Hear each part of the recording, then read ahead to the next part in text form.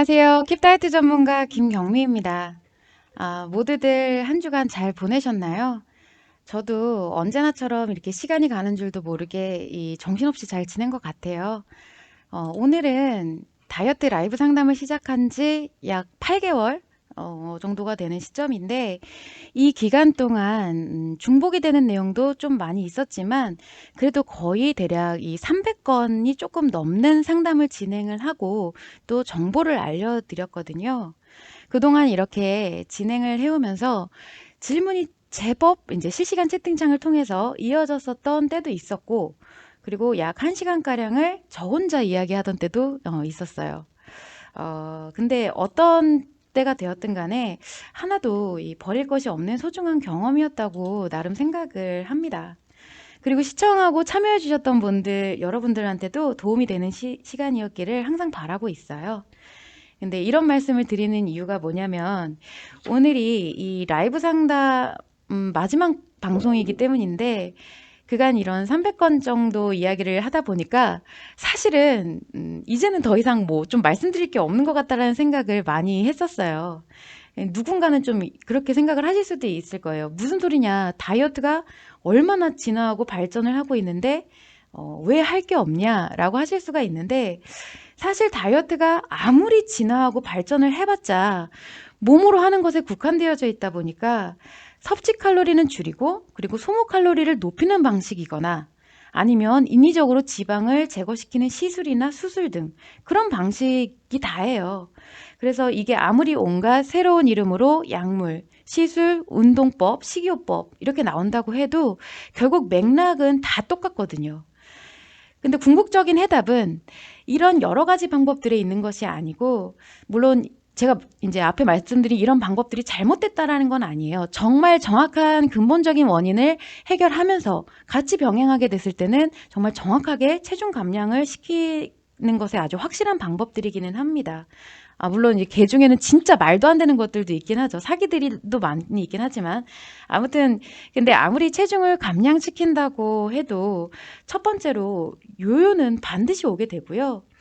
요요는 다이어트를 중단하면 안 올 수가 없어요. 여러분이 다이어트를 잘못해서 요요가 오는 게 아니라, 애초에 요요 현상은 다이어트와 따로 떼서 생각하는 부분이 아니기 때문에 그래요. 우리가 왜 고무줄을 당겼다 놓으면 제자리로 돌아가는 건 당연한 거잖아요. 그래서 인위적으로 체중 감량을 시도를 하면 무조건 제자리로 돌아오게 되어 있어요. 그리고 또 하나는 뭐냐면, 여러분이 다이어트를 하고자 하는 근본적인 원인이 외형 때문이 아니었다는 점을 꼭 생각을 해봐야 됩니다. 그리고 여러분의 몸과 마음의 기준은 항상성의 기준 있죠. 여러분 몸과 마음에 작용하는 항상성의 기준은 이 사회적인 미의 기준과 전혀 달라요. 그래서 내가 사회적인 미의 기준을 따라간다, 맞춘다 했을 때는 그 자체만으로 이미 심리 문제가 발생을 한 것이고요. 행복에 의해서 다이어트를 하는 게 아니라 강박에 의한 다이어트를 하게 된다라는 것을 꼭 참고로 하시면 좋을 것 같아요. 그래서 이런 심리 문제는 다이어트를 하든 요요가 오든 어느 상황에서도 다이어트를 벗어나는 생각을 할 수 없게 만듭니다.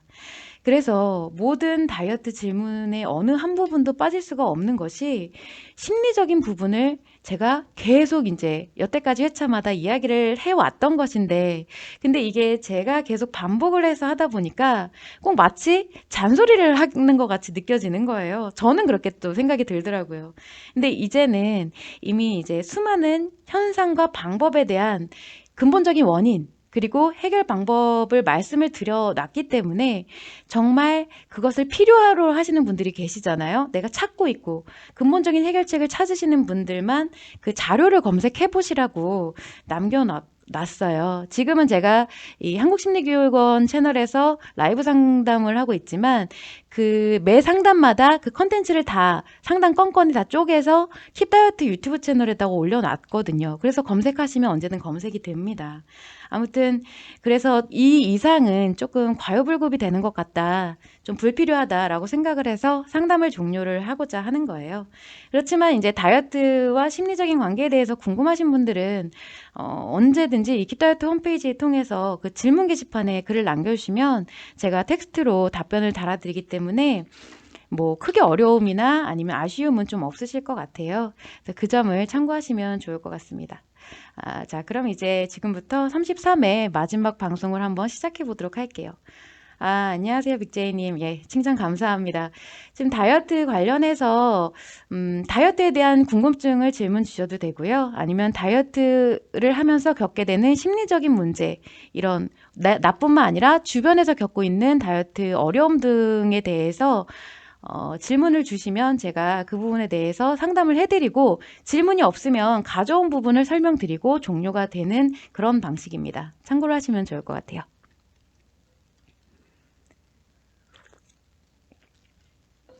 자, 그럼 제가 네, 감사합니다. 어쨌든 제가 이제 질문이 올라오기 전까지는 가져온 부분에 대해서 설명을 드릴 텐데, 첫 번째 질문이 뭐였냐면, 저는 살도 많은데 근육도 많아서 어려서부터 장군감이라는 소리를 많이 들은 여자입니다.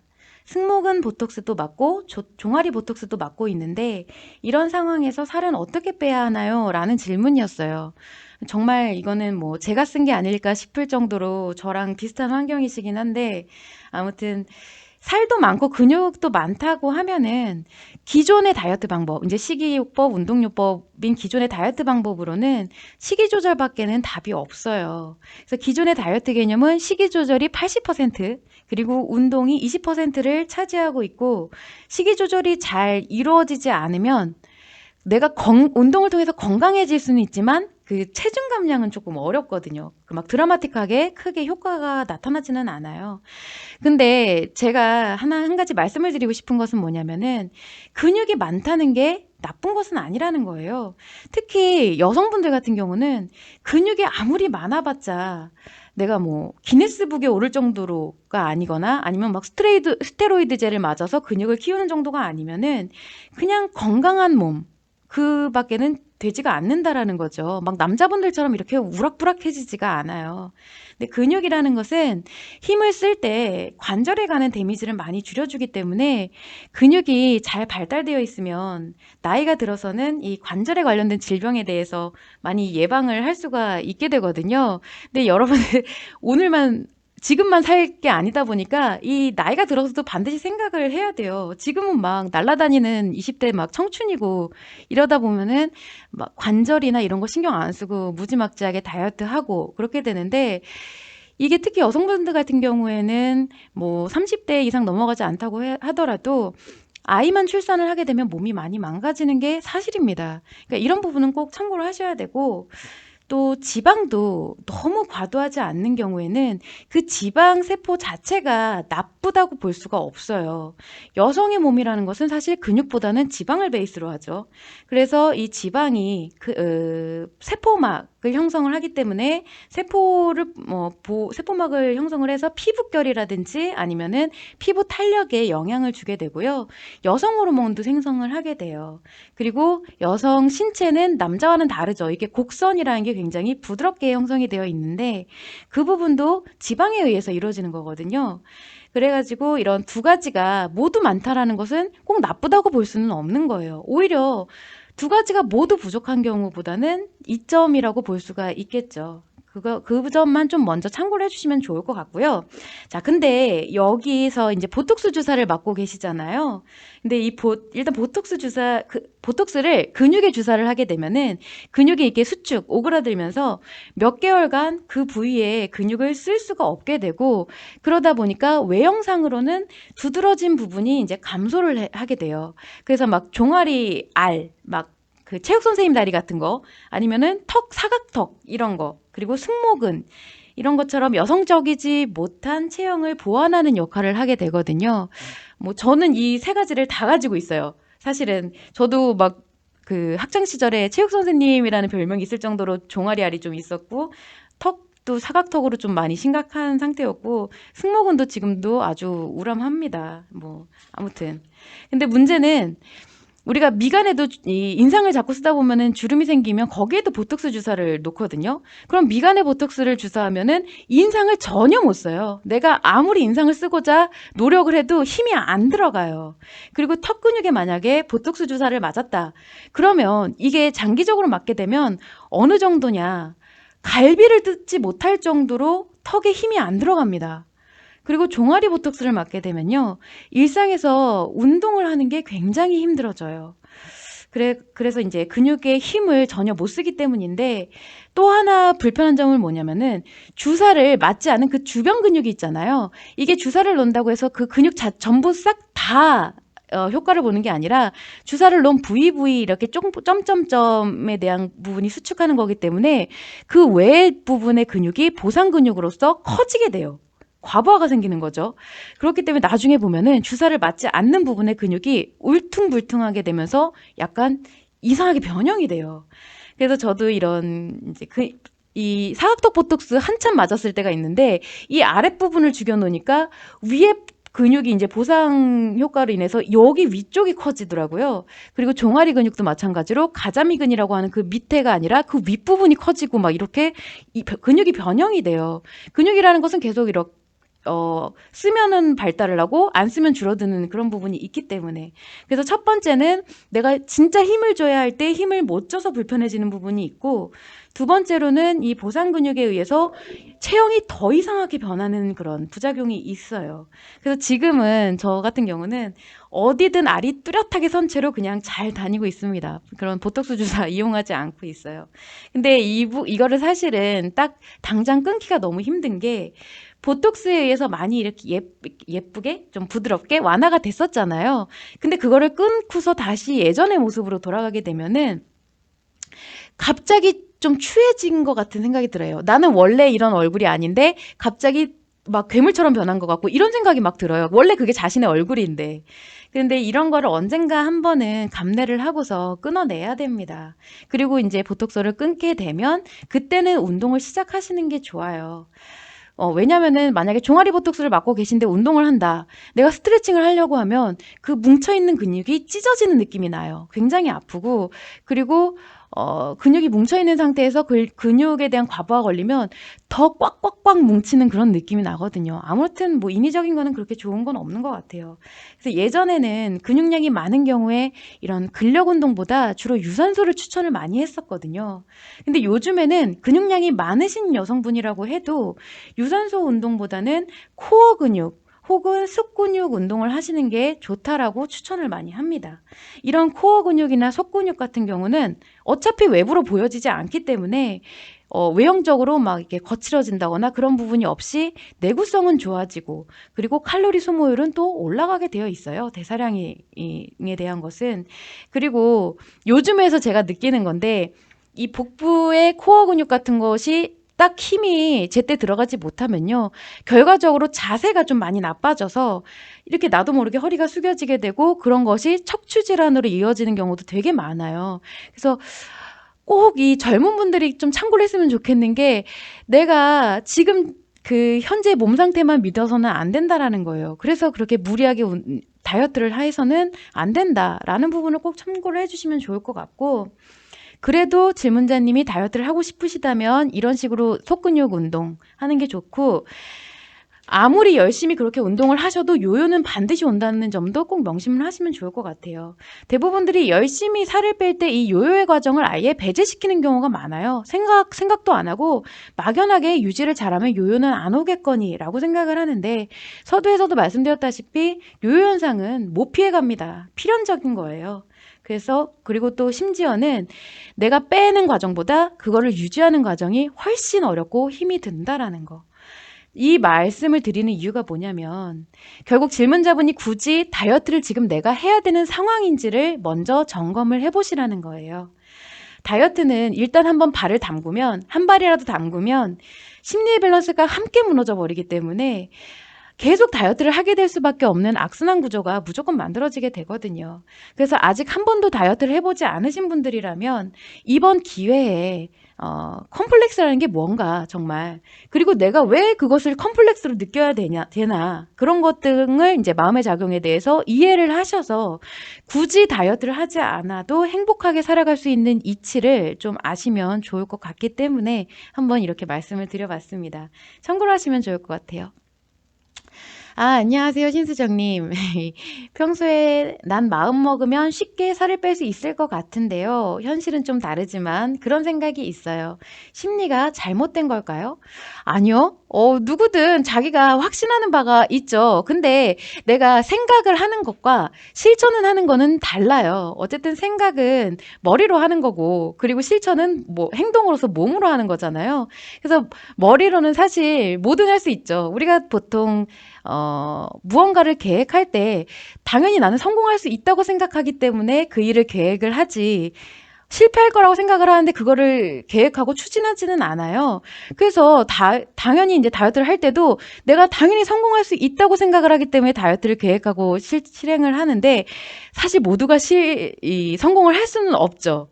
이런 과정 중에서 뭐 어떤 환경적인 요인도 있고, 그리고 의지가 약해질 수도 있고, 생각은 그때그때 이런 기억이나 환경에 따라서 다 달라지는 거기 때문에 그래요. 그래서 그럴 때 의지를 자꾸 되새기고 노력을 하는 게 노력이라고 할 수가 있는 건데, 그렇기 때문에 마음을 먹으면 쉽게 살 뺄 수 있다라고 생각하는 건 충분히 그렇게 생각하실 수가 있습니다. 심리 문제하고는 전혀 상관이 없어요. 근데 막상 해보시면 어렵겠죠. 말씀하셨다시피 현실은 좀 다르죠. 예, 참고를 해주시면 좋을 것 같아요. 내 행복님. 승마살이라고 하나요? 골반이 벌어진 줄 알았어요. 40평생을. 셀룰라이트를 어찌해야 할까요? 상체는 늘씬하고 상체는 늘씬, 골반과 허벅지는 셀룰라이트 체형이에요. 이게 뭐 아마도 하체 비만을 얘기를 하시는 것 같은데, 제가 봤을 때는 굉장히 좀 보는 이에 따라서 매력적인 체형이 아닌가라는 생각을 좀 하게 되기도 해요. 40평생을 이렇게 살아오셨다라고 했는데, 요즘은 그거 아세요? 그 일부러 그 골반 쪽을 좀 부각시키는 옷들도 나와요. 그쪽 하체 쪽을 좀 더 부각을 해야지만 허리가 더 잘록해 보이고 상체가 더 여리해 보이고, 이렇게 받아들이는 입장에서는 좀 다를 수도 있거든요. 근데 이제 내행복립 같은 경우는 그게 나름 나의 컴플렉스라고 생각을 하기 때문에 계속 그거를 어떻게 하려고 하는 거죠. 근데 그거는 자기가 만드는 컴플렉스인 거예요. 어떻게 봤을 때는 누군가의 시선에는 매력적일 수가 있지만 나한테는 그게 부정 감정을 작용시키기 때문에, 그렇다면 저 같은 경우에는 일단 가장 첫 번째로는 그 부정 감정이 왜 발생을 하는지를 먼저 알아보시는 게 더 좋을 것 같아요. 부정 감정은 대체로 내 외모에 대한 컴플렉스는 상처나 스트레스에 대한 것을 외형의 탓으로 돌리면서 생겨나는 경우가 크거든요. 그래서 그 부분을 먼저 해결을 하시면은 나중에 봤을 때는 어떻게 보면 내가 봐도 나 좀 괜찮은 것 같아, 이 부분 조금 매력적인 것 같아 라고 생각을 할 수도 있거나, 아니면 아예 신경이 안 쓰이실 수도 있어요. 근데 만약에 그런 부분을 간과를 하시고 정말 내가 셀룰라이트를 없애고 싶다라고 하면 방법은 굉장히 많죠. 셀룰라이트 같은 경우는 일단 요즘에는 뭐 관리 차원에서 나가는 부분이 굉장히 많고 또 저렴해요. 셀룰라이트까지는 내가 그 체형적으로 바깥에서 관리를 해서 살을 빼준다까지가 아니라, 셀룰라이트 이렇게 울퉁불퉁한 살을 정리해주는 관리 자체는 고주파든 뭐든 굉장히 저렴하고 다양하게 많이 나와 있고요. 심지어 기기도 나왔더라고요. 그 고주파 관리를 하는 기계가 나와서 집에서 똑같이 이런 크림 발라서 계속 마사지를 하는 그런 부분도 있어요. 셀룰라이트는 대체로 내가 그런 관리가 아니라 정말 자연적으로 몸무를 하고 싶다 그러면은 운동밖에는 답이 없죠. 그 외나 마사지나 운동 외에는 답이 없는데, 내가 정말 노폐물을 배출할 수 있는 그런 림프에 관련된 그런 운동, 혈액선이 잘 돌아갈 수 있는 운동, 아니면은 마사지 등을 계속 해주면은 셀룰라이트는 많이 사라지게 됩니다. 그리고 셀룰라이트는 결과적으로 좀 약간 지방이 많이 축적이 된 상태에서 좀 피부 바깥으로 밀어내지는 부분이 있기 때문에 체중이 감소하면 많이 줄어드는 부분이기도 해요. 그런데 그 이전에 앞서서 괜히 이런 노력과 비용을 쓰시기 전에 먼저 정말 그것이 나만 가지고 있는 컴플렉스인지, 아니면은 정말 많이 문제가 되는 부분인지, 그런 부분은 좀 생각을 해보시면 좋을 것 같아요. 이런 부분은 조금 불편한 점은 있더라고요. 저도 허벅지가 굉장히 좀 있는 편이긴 한데, 그러다 보니까 뭔가 옷을 살 때 허리에 맞추면 허벅지가 안 맞고 허벅지에 맞추면 허리가 안 맞고 이런 경우는 좀 많아요. 그럴 때는 좀 불편은 한데 그 외에는 사실 제가 허벅지가 굵다고 해서 불편한 점은 사실 이제는 잘 모르겠어요. 예전에는 굉장히 많이 컴플렉스였거든요. 그래서 제가 허벅지에 못할 짓을 굉장히 많이 했어요. 각종 수술도 해봤고, 그리고 뭐, 약물, 뭐, 어쨌든 진짜 많이 괴롭혀 봤는데 그 결과가 어떻게 됐냐. 저도 처음에 막 셀룰라이트 없애고 하체 비만을 좀 줄여보고자 했던 건데 지금 허벅지가 더 이상해요. 이 그 지방 세포를 우리가 왜 여러분들이 이제 시술 관련해서 지방을 파괴하는 시술이다라고 하는 게 굉장히 많죠. 그렇게 보면은 어떻게 보면은 와 이거는 진짜 대박이다. 지방 세포를 영구히 파괴하는 거는 정말 좋겠다라고 생각을 하실 수가 있는데 지방을 파괴한다는 게 과연 어떤 의미일까? 세포 수가 우리가 지방은 그 부피가 커지는 거지 세포 수가 늘어나는 게 아니거든요. 그래서 정말 정해진 세포에서 거기에 부피가 커져 버리기 때문에 살이 쪄 보이는 건데 지방을 파괴시켜 버리면 세포 수 자체가 사라져 버리는 거예요. 특히나 지방을 용해시키는 용액을 넣는다든가 아니면 주사죠. 그걸 넣는다든가 아니면은 지방흡입을 통해서 아예 세포 수 자체를 빼버리게 되면은 나중에 정말 내가 살을 좀 뺐을 때는 그쪽 피부가 탄력 정도가 아니라 아예 힘알이 자체가 없어져요. 그 지방 세포 자체가 굉장히 듬성듬성 있어져 버리기 때문에 그렇게 되면은 셀룰라이트 정도의 문제가 아니에요. 이 피부 자체가 많이 뭐라고 해야 되죠? 뭐라고 설명할 수가 없네. 그 부분만 이렇게 막 처져 버려요. 그 부분을 좀 참고해 주면 좋을 것 같아요. 그래서 결국에는 좀 건강하게 좀 가고 싶다고 하시면은 운동이 가장 좋지 않나 싶은 생각이 드는데 그렇다고 해서 내가 만약에 허벅지 운동을 한다고 허벅지 살이 빠지는 거는 아닙니다. 좀 약간 탄탄하게 피부 밑에서 받쳐주는 역할은 할 수 있어도 허벅지 운동을 해서 허벅지 근육이 붙으면 전반적인 대사량이 증가해서 전반적인 풍선처럼 이렇게 쭉 살이 빠지는 거지 그 부위만 줄어드는 거는 또 아니에요. 그 점도 참고를 해주시면 좋을 것 같아요. 강채영님, 네, 오늘 마지막입니다. 좀 평소에 좀 자주 좀 오시지 그러셨어요. 어쨌든 마지막 방송에서 뵈니까 그나마 다행이네요. 여기 한국심리교육원도 좀 자주 오셨으면 하는 그런 바람이에요. 요즘 얼굴 못 뵌 지 너무 오래돼서 뵙고 싶네요. 아무튼 네, 방송 도중에 궁금하신 점 있으시면 질문 주시면 좋을 것 같아요.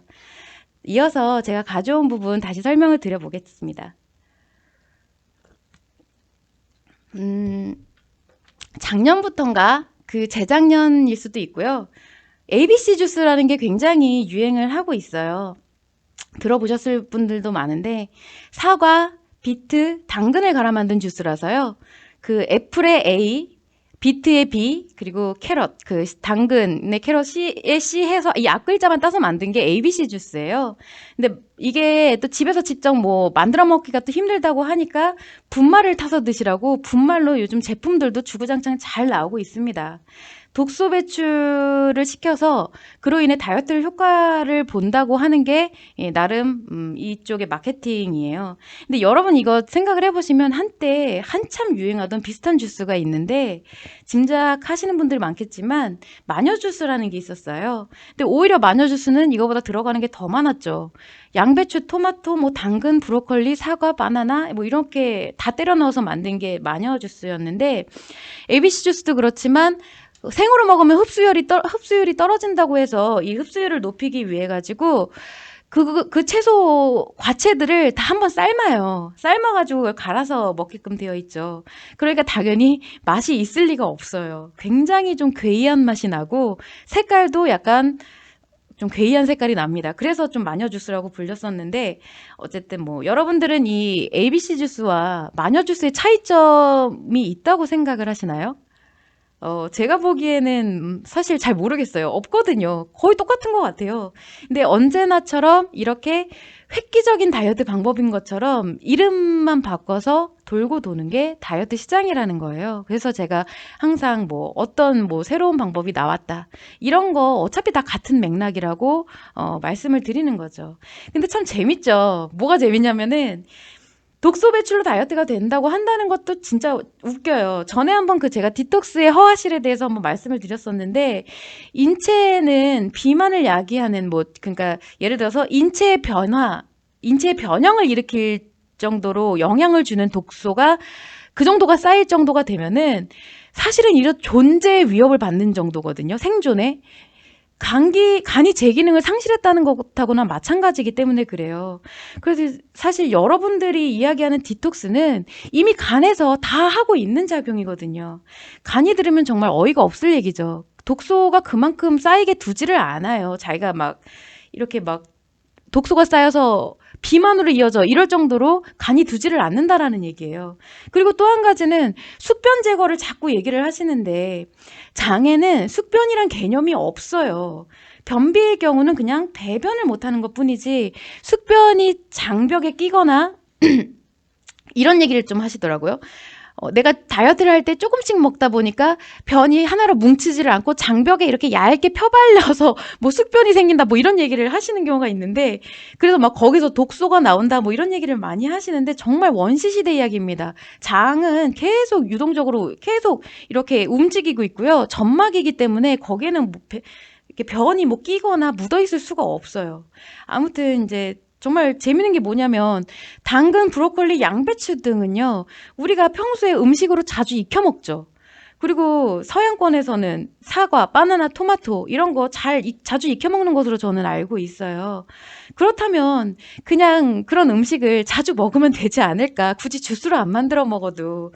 근데 우리는 다이어트 한다고 편식하고 또 다이어트 한다고 무슨 주스 해 먹고, 그게 결국 그거잖아요. 차라리 그럴 바에는 제육볶음이나 오징어 볶음에 양배추랑 당근 엄청 때려 넣고 많이 볶아서 맛있게 먹는 게 정말 좋지 않을까 하는 생각을 해봅니다.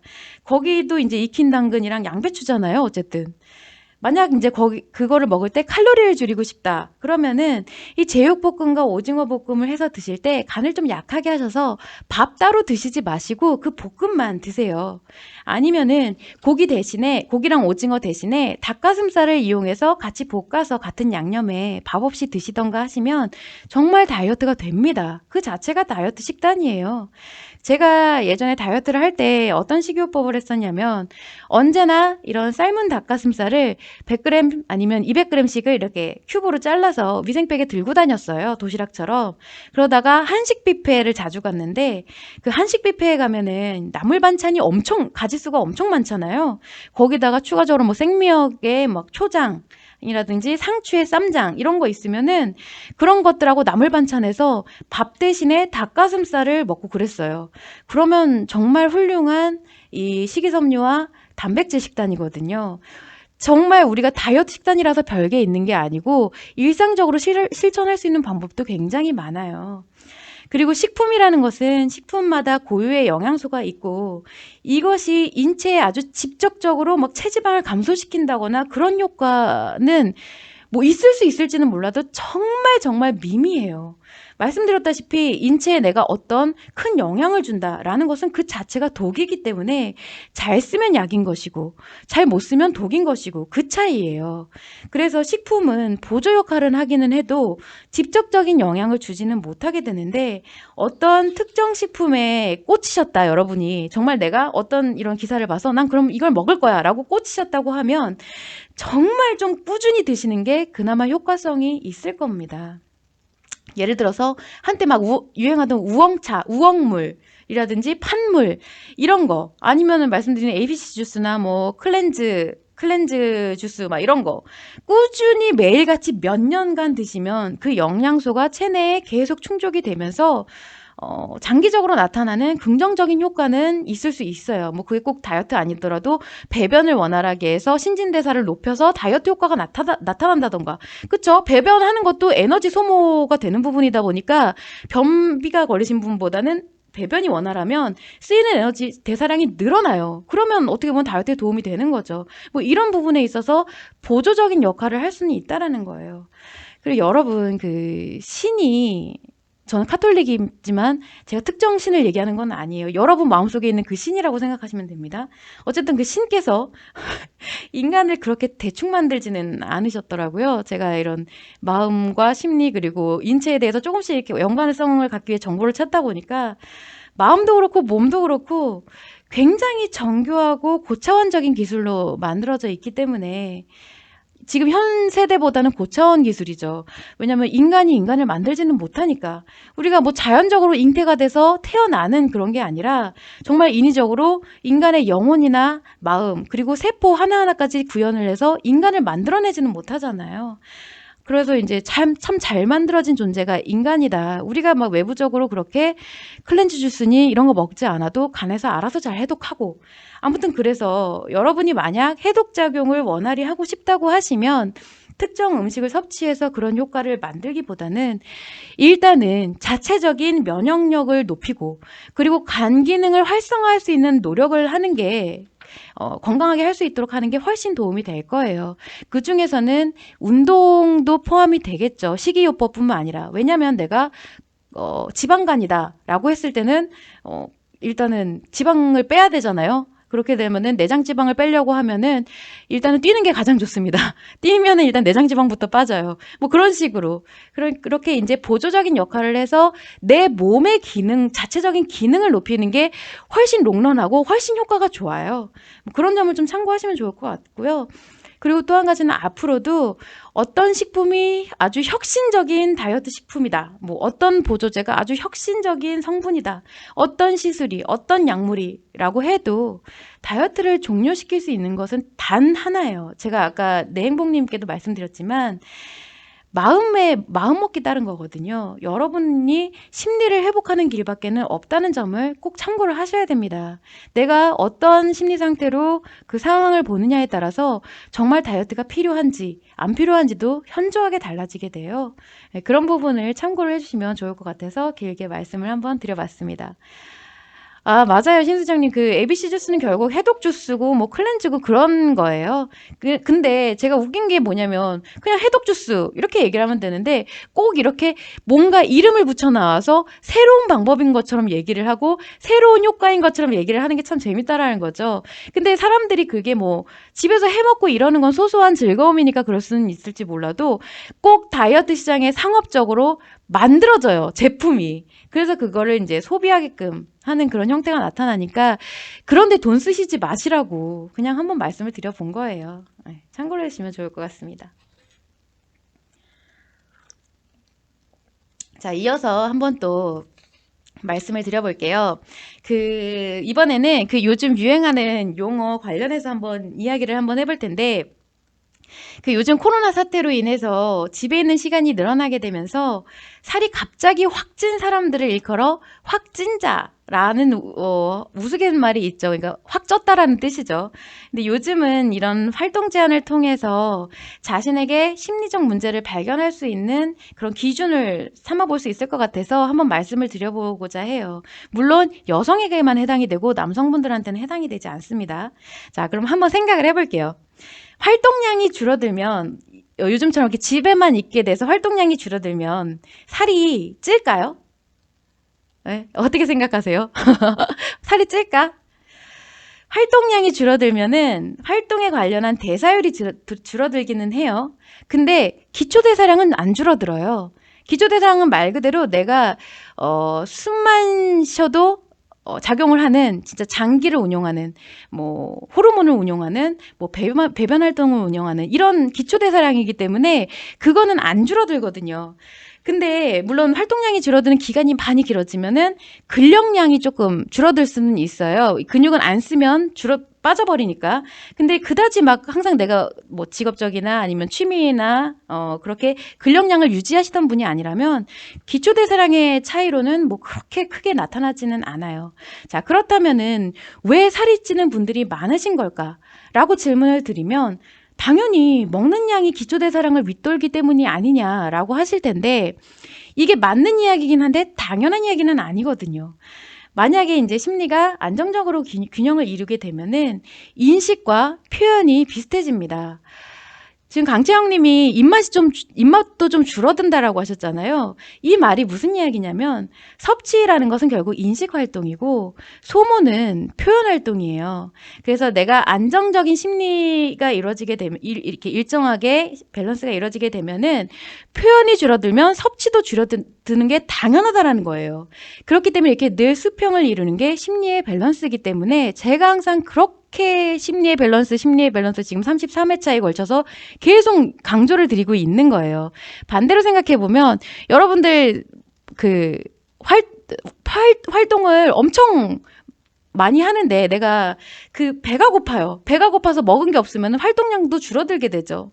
기운이 없으니까 못하는 거예요. 그런 것과 마찬가지라고 생각을 하시면 됩니다. 근데 여러분 활동량이 줄어들거나 집에서 잠을 많이 자면은 강채영님 말씀하신 것처럼 사실 배도 그렇게 별로 안 고프거든요. 밸런스가 딱 맞아 떨어지기 때문인데 만약 여러분이 활동량이 별로 없는데도 섭취하는 게 예전하고 똑같다 혹은 더 많아졌다고 하는 것은 반드시 무조건 밸런스가 깨진 상황이라고 볼 수가 있는 거거든요. 특히나 상처 그리고 스트레스가 많은 여성들의 경우는 이 심리 문제가 여타 다른 외부적인 활동으로 힐링이 되지 못하기 때문에 섭취 욕구로 전환하게 되는 경우가 많다고 볼 수가 있는 거예요. 그래서 만약 이제 집에 있는 시간이 길어졌어. 근데 너무 답답하고 막 우울해 죽을 것 같고 막 뛰쳐나가고 싶어. 그렇다고 하면은 자신이 외부적인 요인으로만 힐링을 하고 있었던 건 아닌지 심리적인 문제를 한번 점검해 볼 필요가 있다라는 거죠. 그렇다고 해서 만약에 애초에 집순이들은 그럼 다들 심리가 건강한 거냐? 또 그렇지는 않아요. 이 모든 심리는 대칭을 이루고 있기 때문에 내가 상처에 의해서 아주 활동량이 늘어날 수도 있고요. 반대로 아주 무기력해질 수도 있어요. 그래서 중요한 것은 내가 얼마나 그 정도가 심하냐라는 것을 살펴볼 수가 있어야 한다라는 거죠. 집에만 있다 보면 내가 가끔 바람 한번 쐬러 나가고 싶어지죠. 그리고 막 요즘엔 봄날이 좋으니까 봄볕 한번 이렇게 받으러 이렇게 나가고 싶어지기도 하는데 근데 나 진짜 여행 가고 싶어 미치겠어. 아니면은 바다 너무 보고 싶어. 아니면 내가 쇼핑 가가지고 꼭 이거를 또 사고 싶고 아니면 지인들 만나서 막 깔깔깔깔 웃어야지만 내 스트레스가 풀릴 것 같고 뭐 이런 충동이 계속 반복이 된다. 그리고 혹은 살이 너무 찌고 있다. 라고 한다고 하면 어떤 심리 문제가 발생한 것이라는 거를 꼭 스스로 자가 체크를 해볼 수가 있다라는 그 기준을 좀 삼아 보시길 바래서 한번 말씀을 드려봤습니다. 뭐 여담이긴 한데 저는 요즘에 그렇게 꽃이 보고 싶더라고요. 진짜 이게 좀 약간 아무래도 계절 변화도 한몫을 하는 것 같기는 해요. 하필 또 이렇게 날이 좋아지는 때 이렇게 자꾸 집에 있어야 되는 상황이 있다 보니까 뭐 모쪼록 다들 힘든 시간을 잘 이겨내길 바래 봅니다. 그래서 한번 말씀을 드려봤어요. 자, 김수정님, 의식적으로 소식하는 사람들이 있던데 그럼 상처가 쌓이나요? 지인들 중에 꼭꼭 참고 안 먹는데 스트레스는 많이 받지만 몸무게 안 느는 거에 만족하더라고요. 이미 심리 문제가 발생을 한 것이죠. 그거 자체가 아니면은 이제 처음에 그런 거를 시작했다고 하면 당연히 상처까지라기보다는 처음에 내가 스트레스를 계속 받다 보니까 그것이 어떤 이제 심리 문제로 누적이 될 수가 있는 거고 여자분들 같은 경우는 그게 쌓이다 보니까 상처로 이어지게 되는 거죠. 그래서 참고 안 먹는 거잖아요. 내가 의식적으로 그러니까 일반적으로 내가 이미 그게 생활 패턴이 돼버렸어. 그냥 아무렇지 않아. 소식을 하는 게 당연히 무의식적으로 나는 원래 이렇게 생활 습관으로 가. 하는 사람들은 전혀 문제가 없어요. 그런 분들은 소식을 하는 데 있어서 스트레스도 안 받고 그 생활 패턴 자체가 되기 때문에 오히려 많이 먹게 되면은 그런 상황에서는 뭐라고 했죠? 이렇게 신체가 더 부담을 느끼게 되고 더 스트레스를 받을 수는 있을지언정 내가 소식을 한다고 스트레스를 받지는 않거든요. 근데 꾹꾹 참고 안 먹은 것 자체가 내가 억압을 하고 그로 인해서 스트레스가 발생하고 상처가 이어지는 거기 때문에 몸무게가 안 느는 거에 만족을 하는 것 자체가 심리 문제예요. 참고로 해주시면 좋을 것 같아요. 왜 굳이 그렇게 할 필요가 없다라는 거죠. 이게 사람들은 평균 체중 그리고 자기가 항상 유지가 되는 체중이 있어요. 내가 먹는 습관에 따라서 유지가 되는 체중이 있지. 딱 아까 말씀드렸던 인식과 표현의 밸런스가 어느 지점에서 맞아 떨어지느냐. 내가 저체중에서 맞아 떨어지느냐. 평균 체중에서 맞아 떨어지느냐 아니면 좀 과체중에서 맞아 떨어지느냐에 따라서 딱 거기만큼에서 오르락 내리락 하고 딱 거기를 유지를 하게 돼요. 저도 지금 딱 과체중에서 맞아 있는 상태라서 좀 많이 먹는다고 해서 일시적으로 불었다가 다시 돌아오고, 좀 뭐 안 먹는다 싶으면 조금 빠졌다가 다시 돌아오고 이렇게 되거든요. 근데 몸무게가 안 느는 거를 강압적으로 내가 유지를 하고 있다라는 거는 이미 그 체중이 자신의 체중이 아니라는 거죠. 밸런스가 이루어진 상태가 아니라는 거예요. 그러니까 무너진 상태라고 볼 수가 있는 거고, 그거를 자기가 일부러 의도해서 억누르고 하는데 그 저항성이 얼마나 크겠어요. 자기가 스트레스를 받는 만큼에 따라서 저항성이 더 커지겠죠. 그래서 그 부분이 참 안타까운 거예요. 근데 사람들은 대체로 이런 심리 문제를 겪고 있을 때는 그 몸무게에서 벗어나면 죽을 것 같은 거예요. 내가 평균 체중이 됐든 과체중이 됐든 더 늘어나는 것을 자기가 견디지를 못하기 때문에 굳이 그거를 이제 고집을 하는데, 정말 심리 문제가 해결이 되고 내가 딱히 어느 특정 몸무게를 고집하지 않게 되면은 내가 몸무게를 좀 늘어서 평균 체중으로 가도 과체중이 돼도 크게 신경 쓰지 않고 나는 거기 안에서 나름 행복을 찾아서 다른 것들로 인해서 행복을 만들어갈 수가 있다라는 거를 모른다는 거죠, 사람들이. 그래서 이 내가 몸무게를 유지하고 관리하는 것이 나의 행복을 만들어간다라고 생각하기 때문에 그렇게 간다라는 거예요. 참 안타깝죠. 그런 부분을 좀 아시길 바라서 제가 지금 계속 33회차 동안 계속 심리 문제를 점검하셔라 라고 말씀을 드렸던 부분인데, 아무튼 영상이 많이 남아져 있기 때문에 필요하신 분들은 찾아보시게 되겠죠. 네, 참고를 해주시면 좋을 것 같습니다. 또 다시 제가 가져온 부분을 한번 말씀을 드려볼게요. 질문이었는데, 친구들은 먹방이나 ASMR에 열광하지 않는 제가 이상하다고 합니다. 저는 오히려 왜 그게 재밌고 좋은지 이해가 안 가요. 그런데 대중적으로 다들 좋아하는 것이다 보니 좋아하지 않는 제가 문제가 있는 건가 생각이 들기도 하네요. 라는 질문인데, 이런 분들 굉장히 많습니다. 질문자님뿐만 아니에요. 요즘에는 각종 문화적인 프로그램이 많이 방영을 하죠. 그래서 주로 힐링하는 그런 컨텐츠가 많아요. 가장 줄을 이루는 게 여행하는 거, 혹은 먹는 프로그램이 완전 대세죠. 특히나 거기에다가 여행 가서 먹는 프로그램이면 완전 대박이죠. 저도 좋아했지만, 현지에서 먹힐까, 이런 것들. 그리고 짬짬이 여행 가는 데서 막 그 현지 음식 찾아 먹고 이런 것들 보면은, 아주 좋습니다. 근데 이렇게 언제부터인가 먹는 모습을 보여주는 먹방이 선풍적으로 인기를 끌었었는데, 그냥 일상적인 식사 정도가 아니죠. 그걸 보여주는 정도가 아니에요. 막 굉장히 무리한 음식을 한 번에 먹는 것에 대해서 대리만족을 시키는 그런 컨텐츠잖아요. 근데 이게 사실 먹는 모습을 보는 그 자체로 여러분들의 감정 변화가 일어나는 게 단순히 대리만족의 작용이 아니에요. 즉, 이 일반적인 힐링이나 대리만족보다 훨씬 강력하게 뭔가 마음을 작용시키는 것이 바로 먹는 컨텐츠라고 할 수가 있는데, 이렇게 영향력이 강하다 보니까 지속을 하다 보면 할수록 인식되는 게 많아질수록 심리 문제를 일으키는 게 좀 쉽다라고 볼 수가 있는 거예요. 여파가 세기 때문에. 그래서 좋은 현상은 아니라고 볼 수가 있어요. 이런 줄을 이룬다는 게. 특히 ASMR 같은 경우는 시각적인 정보뿐만 아니라 청각을 엄청 자극하는 컨텐츠죠. 근데 이 청각 정보는 듣는 이에 따라서 굉장히 혐오감을 불러일으키기도 합니다. 그래서 질문자님뿐만 아니라 먹방이나 ASMR에 거부감을 느끼시는 분들이 간혹 계신데, 오히려 이것이 좀 더 일반적인 심리 작용이라고 볼 수가 있습니다. 근데 그만큼 이런 전반적으로 우리가 지금 사회적으로 심리 문제가 만연하기 때문에 오히려 거부감을 느끼는 분들보다 그것에 이제 열광하는 분들이 더 많아요. 그렇기 때문에 대세가 되고 인기가 되고 줄을 이루는 문화가 돼버리는 거지, 질문자님이 이상해서가 아닌 거예요. 어떤 컨텐츠이든 간에 이런 특정 감각기관을 자극을 해서 감각기관을 발달시키는 컨텐츠는요, 굉장히 중독성이 뛰어나고, 그리고 갈수록 그 강도가 강화돼야 돼요. 안 그러면 금방 쾌락 적응을 해버리기 때문에 계속 더 자극적으로 가게 되죠. 그리고 시청자 역시 감각기관이 발달하면 발달할수록 마음에서 작용하는 이런 자가적인 회복력보다는 감각기관에 의존해서 힐링하려고 하는 그 즐거움만을 추구하는 경향이 굉장히 커지게 돼요. 그래서 만약 자신이 다이어트를 하면서 겪는 어려움에 대해서 먹방이나 ASMR을 통해서 해소해야겠다라고 하시는 분들의 경우, 다이어트에서 비롯되는 심리 문제, 그리고 먹는 컨텐츠를 통해 비롯되는 심리 문제까지 가중이 된다, 이렇게 볼 수가 있는 거예요. 이런 이유들 때문에 질문 주신 내용처럼 질문자님이 이상한 게 아니라 당연하고 일반적인 마음의 작용이라고 보시면 되고, 굳이 타인과 비교하면서까지 이 자신을 점검할 필요는 없고요. 대중적이라고 해서 모두가 이치에 맞는 것은 아니에요.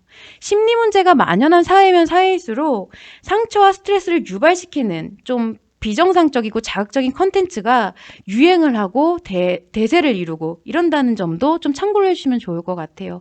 그래서 여러분들도 이제 갈수록 보다가 유튜브가 됐든 뭐 방송이 됐든 문득 봤을 때 옛날에는 이런 게 많지 않았는데 참 자극적이다라는 생각이 들게 되면은 그만큼 우리가 사회적으로 많이 심리적으로 문제를 겪고 있구나, 그런 게 대세가 되고 있구나라고 생각을 해주시면 좋을 것 같아요. 네, 참고를 해주시면 좋을 것 같습니다. 오늘은 마지막 방송이다 보니까 제가 조금 다른 이야기를 좀 해볼까요? 다이어트랑 무관하게. 어차피 제가 하는 방송이니까 무엇을 하든 제 맘입니다. 뭐 마지막 방송이기도 한데 안 듣고 싶으시면 안 들으셔도 돼요. 무슨 말씀을 드리고 싶냐면은, 제가 오늘 이 SNS에서 좀 뭘 봤는데 뭐였냐면 데이트 폭력을 사전에 예방할 수 있는 방법에 대한 그런 내용이었어요. 뭐 TV 프로에서 방영한 거를 이렇게 캡처를 해가지고 뭐 이렇게 쭉쭉 해놓은 영상이었는데, 대학생들이 데이트 폭력을 사전에 점검하는 방법이라고 하면서 낸 의견인데, 그게 나름 괜찮다고 해서 뭐 교수분이셨나? 전문가분이 방송에서 이야기를 한 거예요. 근데 그 목차가 뭐냐? 첫 번째로 PC방에 함께 가서 게임을 해볼 것. 두 번째가 술버릇을 확인할 것. 세 번째가 장시간 운전을 시켜볼 것. 네 번째가 식당 종업원을 대하는 행동을 볼 것. 다섯 번째가 일부러 싸움을 걸어볼 것이라는 5가지였는데, 이게 그 사람의 인성을 확인할 수 있는 방법이라고 하는데 정말 얼마나 맞는지 한번 볼까 해요. 일단 그 게임을 하고 운전을 하는 거, 그리고 술버릇, 그리고 싸움을 걸었을 때 나타나는 반응, 이런 건 전부 그 상대의 무의식 습관을 보는 거잖아요. 무의식은 말 그대로 은연중에 자신이 자각하지 못하는 상태에서 나타납니다. 근데 이 감지하는 법이라고 얘기했어요. 처음에 데이트 폭력을 사전에 감지하는 법이라는 것은 사귀기 전이라든가 사전조사의 개념이잖아요. 그렇다면 상호 과연 이런 관계에서 무의식적인 행동을 할까? 그 부분부터 먼저 체크를 해봐야겠죠. 첫 번째, 이제 PC방에 가서 게임을 합니다. 좀 더 리얼하게 얘기를 해볼게요. 내가 남자예요. 옆에 썸 타는 여자가 있어요. 그럼 그 썸남이 과연 게임에 푹 빠져서 무의식적인 행동을 할까요? 옆에 여자분이 계신데 아마 게임보다 여자분한테 더 집중을 하게 되지 않을까? 그러면서 좀 더 의식적으로 행동하지 않을까? 라는 생각을 해보는 게 되고요. 두 번째는 술버릇을 확인한다. 이것도 마찬가지죠. 썸을 타는 여자랑 술을 먹는데 내가 취해서 무의식 행동이 나올 정도로 과연 취할까요? 가령 이제 뭐 여자분을 취하게 할 정도인 건 몰라도 내가 술을 먹고 취하지는 않을 거라는 게 좀 현실적이지 않나 싶은 생각이 들어요. 뭐 공감을 하실지는 모르겠지만 저는 그렇게 생각을 합니다. 그리고 세 번째로는 장시간 운전. 이것도 마찬가지죠. 썸녀가 옆에 있는데 무의식적인 운전 습관이 나올지를 모르겠어요. 저도 운전을 할 때 인격이 돌변하는 편이에요. 정말 180도 변하는 편인데, 아무리 그래도 의식적인 관계가 옆에 동승을 하고 있으면요, 절대 무의식적인 행동을 하지 않아요. 내가 만약에 운전을 하는 데 있어서 인격이 강하게 변한다, 정말 좀 180도 변한다 하면 변하면 변할수록 그 사실을 내가 알기 때문에 더 조심하죠. 그래서 과연 그런 상황에서 이 사람의 무의식을 볼 수 있을까? 저는 좀 불가능하다라고 봐요. 그리고 싸움을 건다. 어지간해서 연애 초반이나 이럴 때는 싸움이 되지를 않죠. 대체로 이제 남자분들이 맞춰줍니다.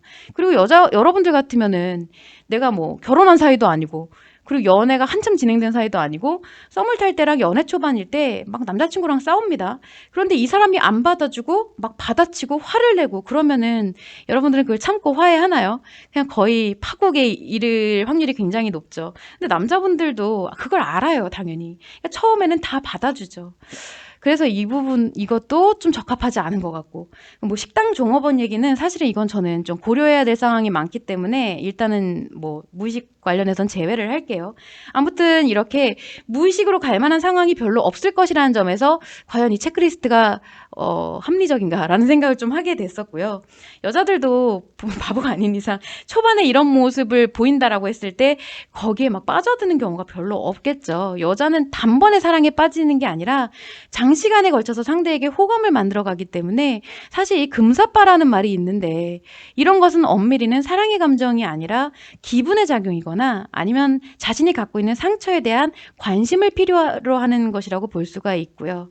뭐 아무튼 이건 중요한 게 아니고 그래서 스트레스를 받는 상황에서 이제 두 번째로는 나타나는 그 상대의 방어 기제를 좀 살펴볼 필요가 있는데 정말 남자가 무의식의 표현을 했어요. 정말로 뭐 했다 쳐요. 그러면은 막 게임을 하다가 욕을 했다던가 운전을 하다가 막 욕을 해요. 근데 이거는 이 자기가 받는 스트레스에 대한 제거를 하기 위한 표현이거든요. 근데 표현은 말과 행동과 표정 세 가지로 나타나는데 이 중에 말로 하는 게 욕이잖아요. 근데 이게 반드시 행동, 즉 폭력으로도 이어질까라고 하면 그럴 가능성이 높긴 하지만 또 반드시 그렇다라고 할 수는 없어요. 뭐 말과 행동을 동시에 하는 사람이 있는 반면에 말만 하는 사람도 있을 뿐이고요. 그리고 말없이 주먹부터 행동부터 하는 사람도 있을 거죠. 그리고 게임을 하고 운전을 하다가 욕을 한다고 해서 그것은 그냥 자기가 놓인 스트레스 상황에 대해 자기 혼자 하는 것이지 그거를 상대에게 위해를 가하게끔 상대방에게 표현을 한다고도 볼 수는 없거든요. 엄밀히는. 물론 이제 제가 이렇게 말씀을 드린다고 해서 스트레스 제거 표현으로서 이 욕설을 한다거나 폭력을 하는 것을 정당화하는 건 아니에요. 근데 당연히 좋은 건 아니죠. 또 좀 더 스트레스를 제거하는 표현으로서 좀 더 좋은 것들이 많기 때문에 근데 다만 이것이 팩트로서 그 사람을 판단할 수 있는 기준이 되느냐 아니냐를 한번 좀 살펴보고 싶었던 거예요. 왜냐면 굳이 이런 점들을 살펴보지 않아도 내가 오늘 맞선 봐서 내일 결혼할 게 아니라고 하면은 조금 내가 상대를 알아가는 과정에서 시간적인 여유를 갖고 함께하게 될 때 나한테 오는 그런 상대를 이런 경험하면서 오는 위화감이란 게 있거든요. 좀, 아니네. 이건 좀 왜 이러지? 라는 그런 위화감. 이런 게 있거든요. 그렇게 자신이 느끼는 부분이 이런 5가지 체크리스트보다 더 정확하지 않을까 하는 생각을 좀 해보게 됐고요. 그리고 누군가가 이 캡처했던 거기다가 댓글을 남겼던 게 있는데 저 이게 너무 웃겼거든요. 만약 게임하는 모습으로 폭력성을 평가할 수 있으면 예수님도 걸릴 거다. 뭐 이렇게 댓글을 남겨놓은 거예요. 근데 여러분이 이 PC방을 한번 가보시면요. 남자들끼리만 있을 때는 정말 난리도 아닙니다. 거기 PC방 자체는 분위기만으로는 여기가 혹시 남자 교도소가 아닐까 싶은 생각이 들 정도로 어마어마해요. 막 욕하고 소리 지르고 막 난리도 아니에요. 그리고 저도 이제 8살짜리 아들이 있지만 그 조그마한 것도 게임을 하다가 스트레스를 받으면은 나름 자기가 알고 있는 나쁜 말을 씁니다. 그러면서 스트레스 제거 표현을 하더라고요. 좀 웃기긴 한데. 근데 그런 모두가 다 데이트 폭력을 일삼지는 않는다라는 거잖아요. 그래서 결국 뭐 그런 체크리스트 혹은 제가 했던 말 이런 말이 맞을 수도 있고 틀릴 수도 있는 부분이긴 한데 제가 굳이 이거를 말씀을 드려본 이유가 뭐냐면은 이런 정보가 이런 체크리스트가 TV 프로에서 나온 내용이기 때문에 그래요. 거기에 나는 나름 MC도 유명한 분이고 그리고 당시에 같이 동석을 했던 교수분들도 나와있기 때문에 이 정보 자체가 공식력을 갖게 되잖아요. 그래서 일반화가 되어버리면 안 될 것 같은 거예요. 방송이라는 게 그만큼 파급력이 있고 영향력이 있다 보니까 그래서 보다가 이런 내용이 나왔으면 그 반대되는 것도 한번 고려를 해봤으면 좋겠다라는 취지에서 한번 언급을 해본 것 뿐이니까 혹시나 좀 오해는 안 하셨으면 좋겠어요. 저는 뭐 그렇다고 해서 그런 스트레스 제거 표현으로 막 뭐 폭언, 폭력, 그리고 막 운전하면서 욕하는 거 제가 스스로 하기도 하지만 나쁜 버릇이라고 생각을 하기는 합니다. 참고를 하시면 좋을 것 같아요. 자, 벌써 시간이 1시간이 다 됐는데 이쯤에서 라이브 상담을 마무리해 볼까 해요. 뭐 아쉬운 감이 없지 않아 있지만 저는 이제 이 라이브 상담을 했던 경험을 바탕으로 해서 앞으로도 계속 다이어트와 심리의 연관성을 정확한 본질과 원리를 알릴 수 있는 방법을 또 찾고 더 다양한 시도를 해 나갈 거예요. 그래서 서두에서도 말씀드렸다시피 킵다이어트 홈페이지는 항상 열려있기 때문에 이 궁금증이 드시는 부분들은 게시판을 통해서 질문을 주시면 제가 답변을 해드릴 거고요. 다음에는 또 다른 모습으로 또 여러분들하고 만날 수 있지 않을까 싶은 생각도 듭니다. 그래서 모쪼록 코로나 사태가 종결될 때까지 건강하시고 다이어트로 인해서 너무 심각해지지 마시고요. 확진자분들 변화를 위해서 언제나 노력하실 수 있도록 응원하겠습니다. 항상. 그래서 지금까지 시청을 해주시고 참여해주신 모든 분들께 감사의 말씀을 드리고 싶어요. 감사하고요. 오늘도 긴 시간 들어주셔서 수고 많으셨습니다. 다음에 또 뵙도록 할게요. 수고하셨습니다.